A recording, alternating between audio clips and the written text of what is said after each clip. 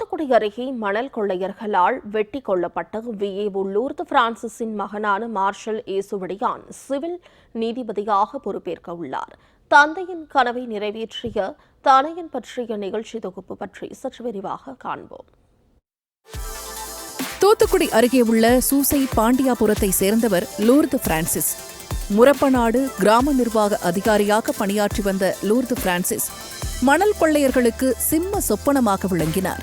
முரப்பநாடு காவல் நிலைய போலீசாரின் எட்டப்பன் வேலை காரணமாக கடந்த ஏப்ரல் மாதம் மணல் கொள்ளையர்களால் கிராம நிர்வாக அலுவலகத்திலேயே வெட்டி படுகொலை செய்யப்பட்டார் லூர்து பிரான்சிஸ். விஏஓ லூர்து பிரான்சிஸ் படுகொலையை கண்டித்து தமிழகம் முழுவதும் கிராம நிர்வாக அலுவலர்கள் போராட்டம் நடத்தினர். பணியில் நேர்மையாக இருந்த விஏஓ லூர்து பிரான்சிஸ் கொல்லப்பட்ட நிலையில் மனம் தளராத அவரது இரண்டாவது மகனான மார்ஷல் ஏசுவடியான் என்பவர் தமிழக அரசின் சிவில் நீதிபதி தேர்வுக்கு தயாராகி வந்தார்.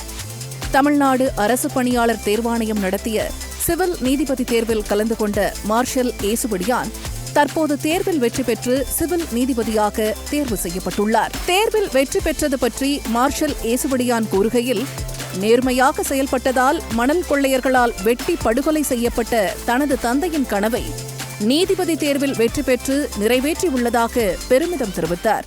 எங்க அப்பா இருக்கும்போது என்கிட்ட ஒரு வார்த்தை சொல்லிக்கிட்டே இருப்பாங்க, நீ என்னைக்கா இருந்தாலும் ஜட்ஜ் ஆயிடுவடா, உன்னை நான் என்னைக்குமே ஒரு மாவட்ட நீதிபதியாக நான் பார்ப்பேன், ஆனால் நீ ஒரு உயர் நீதிமன்றத்தில் நீதிபதியாக இருக்கும்போது நான் பார்ப்பேனா இல்லையான்னு எனக்கு தெரியாது அப்படின்னு சொன்னாங்க. எங்கள் அப்பாவோட கனவு எவ்வளோ பெரிய கனவுன்றது எனக்கு நல்லாவே தெரியும்.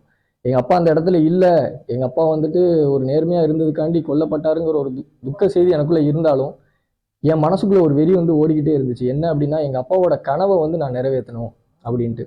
ஒவ்வொரு மகனுக்கும் ஒரு மிகப்பெரிய கனவு இருக்கும், என்னன்னா அவருடைய தந்தையோட கனவை நிறைவேற்றணும் அப்படின்றது. எனக்கு அது தனிப்பட்ட முறையில் ஒரு நீதிபதி பதவி மேலே ஒரு நாட்டம் இருந்தாலும் என் தந்தையோட கனவை நிறைவேற்றணுன்ற நாட்டம் தான் எனக்குள்ள மிக பெருசா ஓடிட்டு இருந்துச்சு.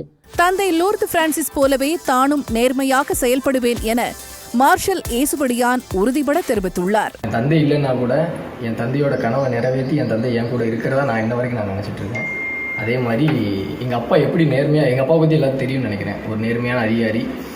அவர் எப்படி நேர்மையாக இருந்தாரோ அதே மாதிரி நானும் இந்த நீதிபதி பணியில் நேர்மையாக இருப்பேன்றது எனக்கு எப்பவுமே தெரியும்.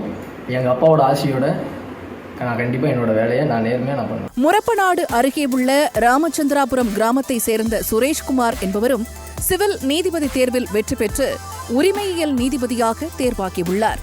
இதுகுறித்து சுரேஷ்குமார் கூறுகையில், நாட்டுக்காக பலரும் காவல்துறை மற்றும் ராணுவத்தில் சேர்ந்து சேவை புரிந்து வரும் நிலையில் தான் நீதிபதியாக வேண்டும் என்ற கனவுடன் செயல்பட்டு நீதிபதி தேர்வில் வெற்றி கண்டதாக தெரிவித்தார்.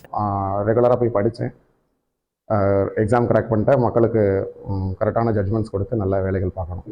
கடவுள் அருளால் ரொம்ப சந்தோஷமாக இருக்குது. பதவிக்கான நேர்மையும் அதற்கான வழிமுறைகளையும் பின்பற்றி நம்ம அது ஒரு கஷ்டமான வேலை தான். நமக்கு நிறைய ரெஸ்ட்ரிக்ஷன்ஸ் வந்துடும்.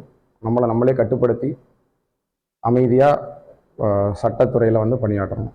மொத்தத்தில் இரு சிவில் நீதிபதிகள் தங்கள் மாவட்டத்தில் இருந்து தேர்வு செய்யப்பட்டுள்ளதால் தூத்துக்குடி மாவட்ட மக்கள் மகிழ்ச்சியை வெளிப்படுத்தி வருகின்றனர். ஜெயா பிளஸ் செய்திகளுக்காக தூத்துக்குடி செய்தியாளர் முத்துமோகன்.